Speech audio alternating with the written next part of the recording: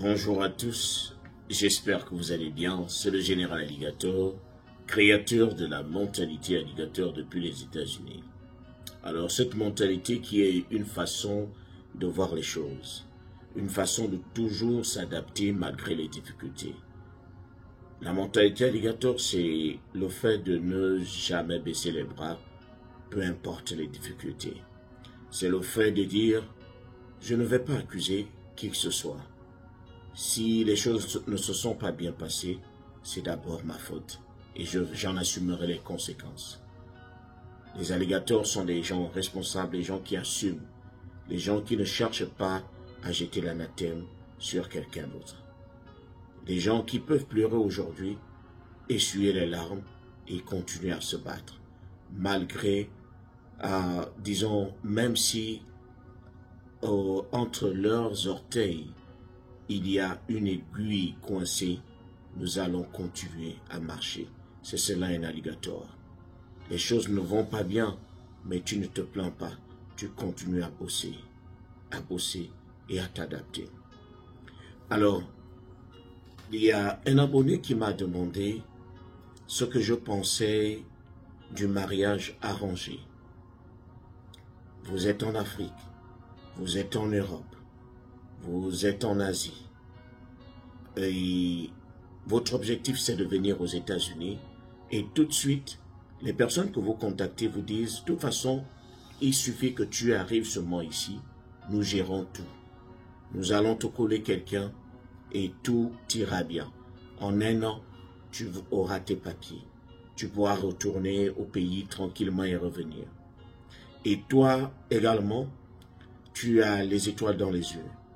Tu as les papillons dans le ventre parce que tu t'es dit, en un an, je serai en possession de ma carte verte, je serai libre. Je pourrai travailler aux États-Unis comme je veux. Et tout de suite, tu te mets à te battre, à trouver l'argent.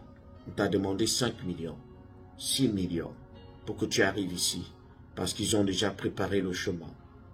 Et tout de suite, tu ne sais pas exactement là où tu vas.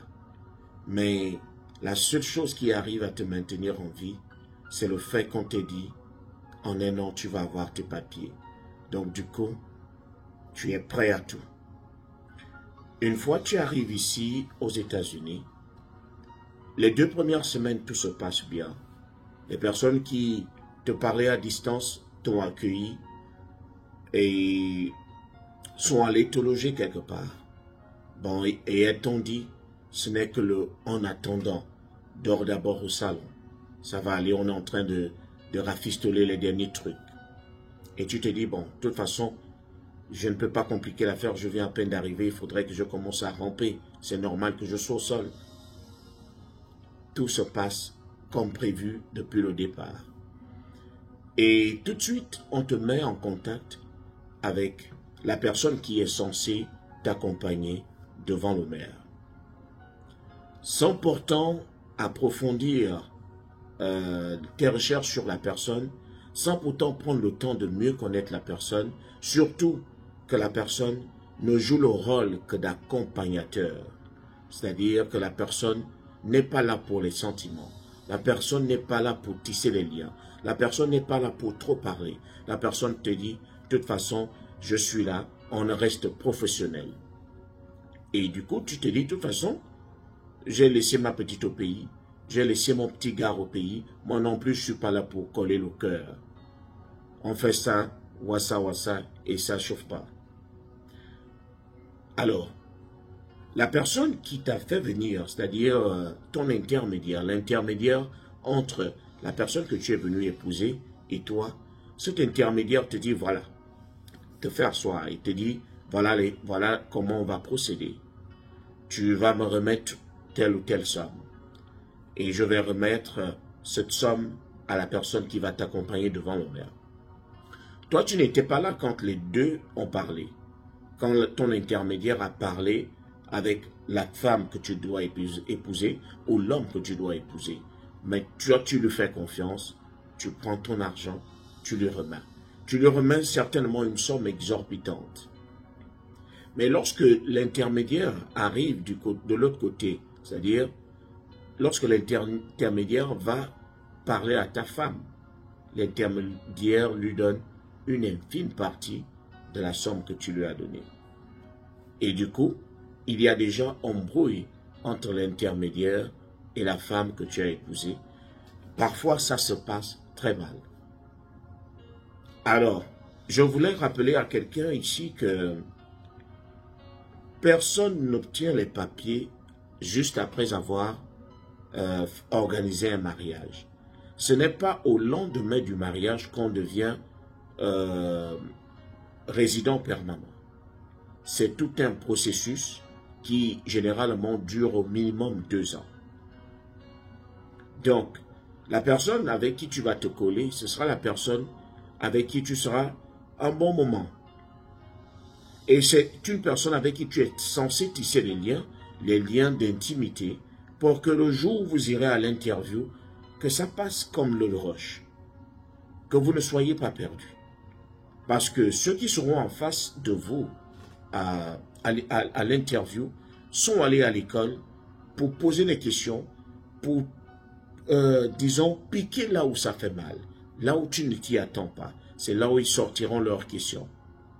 Alors, pour ceux-là qui ne vivent pas déjà dans la même maison, pour ceux-là qui ne se parlent pas généralement, vont avoir des problèmes à l'interview.